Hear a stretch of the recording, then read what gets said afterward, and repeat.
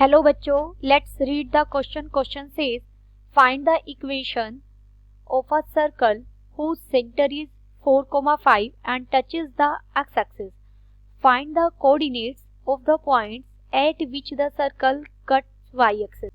First we see the key concept. Equation of circle with center h, k and radius equal to r is x minus h whole square plus y minus k whole square is equal to r square. ये कोई circle है जो x axis को touch कर रहा है और इस सर्कल का सेंटर भी हमें गिवन है 4,5. अगर ये सर्कल x एक्सिस को टच कर रहा है तो इसका जो ये रेडियस होगी ये सेंटर के y कोऑर्डिनेट के इक्वल होगी. Also, if circle touches x-axis, therefore radius square is equal to y coordinate क्या है सेंटर का k square.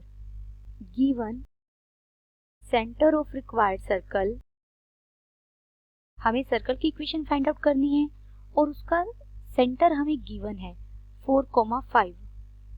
Also, circle touches x-axis. Therefore, radius sphere is equal to y coordinate क्या है 5 square is equal to 25 हो जाएगा. Therefore, equation of circle with center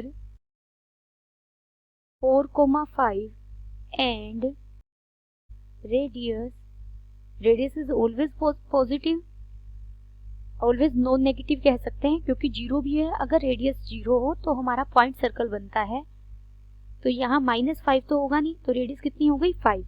तो हम circle की इक्वेशन इजीली बना सकते हैं. क्या बन जाएगी x minus 4 square plus y minus 5 whole square is equal to 5 square.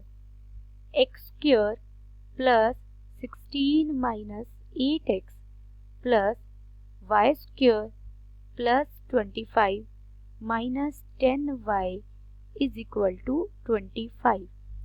This implies x square plus y square minus 8x minus 10y plus 16 is equal to 0.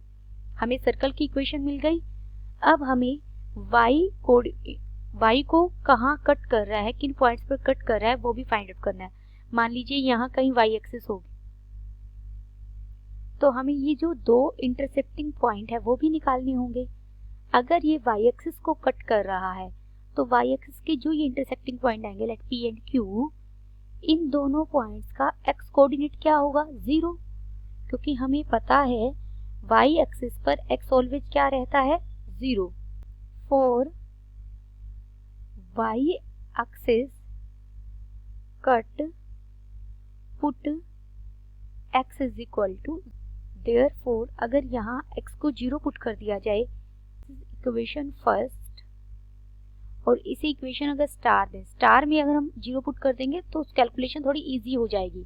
वैसे दोनों से आंसर सेम ही आएगा.